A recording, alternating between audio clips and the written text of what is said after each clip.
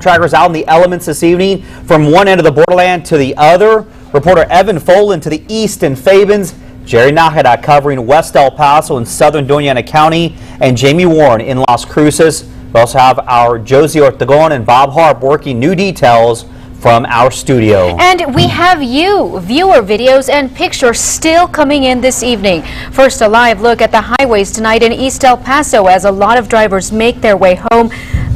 This is a shot of I-10 and Vinton, far west El Paso County. So far, nothing major to report in this part of town, but we are keeping a close eye on the roadways. Now to the west side, the west of the Franklins. ABC 7's Jerry Nájera spent the day in West El Paso and made his way up to Anthony, New Mexico, right on the state line. Jerry is live there tonight with what that area saw today. Jerry?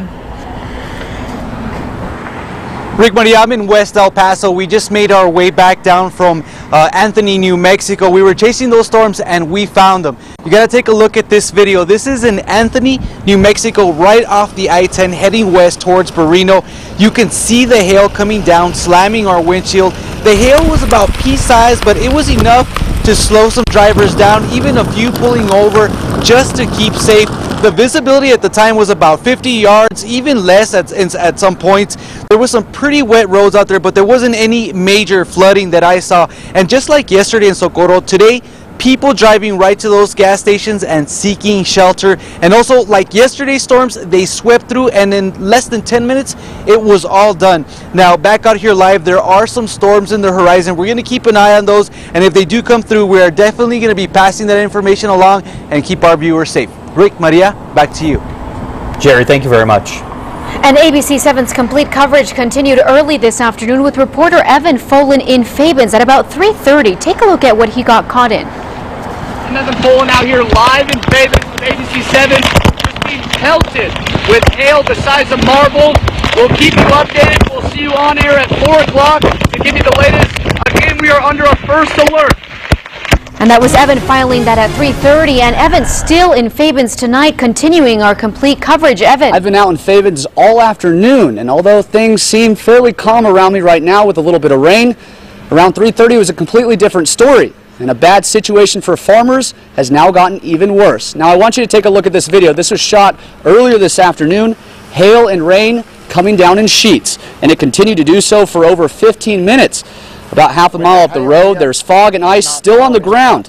We caught up with a local farmer to give us an update on his crops after this downpour. There's still quite a bit of hail on the ground east of here, where that bigger part of that storm passed, and it's pretty cold, and there's a fog coming off the hail and stuff that's on the ground. But the trees are pretty well torn up, and all the cotton that was left, what little cotton was left on the stalk, it's all on the ground now. Roosevelt added that last year he had about $800,000 worth of sale in cotton, and as you just heard him said, that's completely washed out now, and he doesn't expect the same for this year.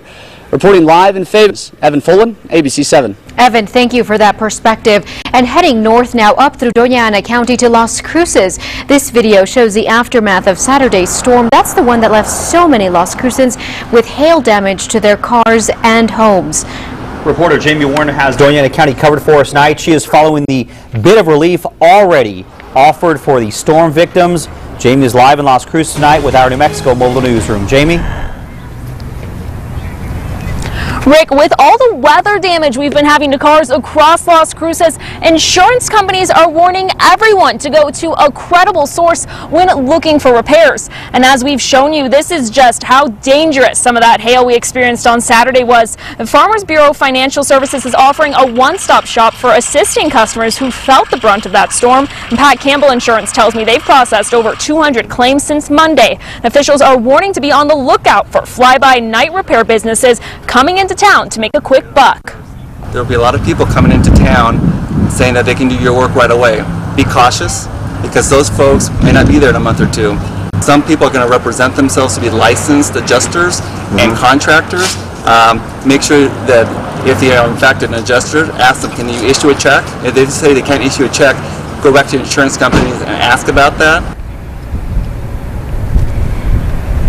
And although there was severe weather over the weekend, it looks like Las Cruces has managed to stay out of it just yet. They haven't gotten hit just yet, but we will continue bringing you the latest updates on our First Alert coverage on air and online. Live in Las Cruces with our New Mexico Mobile Newsroom, Jamie Warren, ABC 7.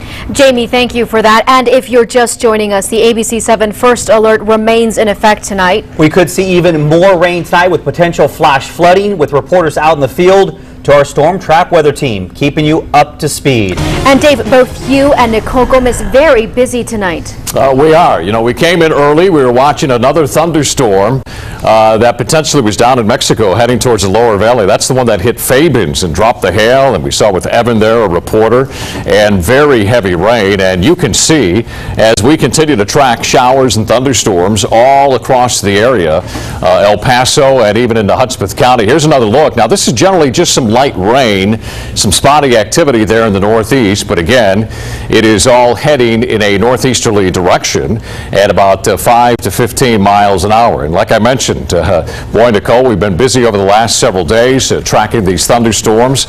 And, you know, we've had 2 tornado warnings over the last couple of days. That's right. We have had 2 warnings, but no official report of any tornadoes actually touching down. But Dave, being an El Paso native, it has been an ongoing myth that we are protected by the mountains, and it's just not true. Now, we do have video that was taken by one of our weather watchers. This was over the summer. Diane Blair caught a video of a landspout tornado. Here it is, touching down on the Sierra Blanca Peak a few months ago. And during the summer, thunderstorms develop. Sometimes these storms can become severe. Landspout tornadoes form when boundaries merge near a thunderstorm. Now, what makes this different than a typical tornado is how it develops and what it is attached to. Now, mountains do not prevent tornadoes. They do make it a little more difficult for them to form, I should say. Now, on May 2nd, 2007, there was a tornado at White Sands Missile Range headquarters. Now, here's that photo that was actually taken this afternoon in Lordsburg, New Mexico. And typically, when we have the right ingredients in the borderland, we can see the tornadoes here. Now, National Weather Service meteorologist John Fawcett says landspouts can cause, I should say, severe damage, and it is important to have an evacuation plan for any type of severe weather. Nicole, thank you very much, and we'll show you what the latest computer models show coming up in your storm track weather forecast later in this newscast with Doppler and Nicole. Thank you both. A few moments ago, we showed you freeways in East El Paso. Here's a look at I-10 on the west side of El Paso's mile marker 4.4, I-10 landfill. Things looking okay there. Nothing to report. Obviously a much different scene than just yesterday, as a matter of fact. Roads looking much drier. There's Los Mochis as well on the northwest part of El Paso County. Again, everything looks good at this hour. From El Paso's highways to the roads in your neighborhood, how are they holding up in all this rain? We spent the day in various neighborhoods around town to find the answer. Here's ABC 7's Josie Ortegon, who hit the streets. She's live with more. Josie. Yes, Maria, we checked out neighborhoods that have been hit pretty bad in the past, and most recently in July when we saw roads and homes flooded. Now, there were 2 neighborhoods in West El Paso that suffered damage. Floodwaters fractured the asphalt on one road, and in another area, a large portion of a rock wall broke. It was a different scene this time around, though. Now, in East El Paso, the recently completed flood control project on Montwood between McRae and Wedgwood is working accordingly, and residents are calling all this a pleasant surprise. When they decided to do the street project, we were a little bit skeptical. It took a little bit longer than they thought and cost a little bit more money. But it seems like it's really working. The last storms that we've had the last couple of days, it's drained, it's gone down into the reservoir down the street. We have a lot of mud and rocks and so on and so forth, but the last severe storm, you know, it just took out the complete road. So it held up pretty good the last couple of days. And I should add that city crews are monitoring the streets, but if you see any damage, please call 311 to report it, and be sure to send us any weather pictures or video via Facebook, Twitter, or on Instagram. Maria, Rick, back to you. Thank you very much.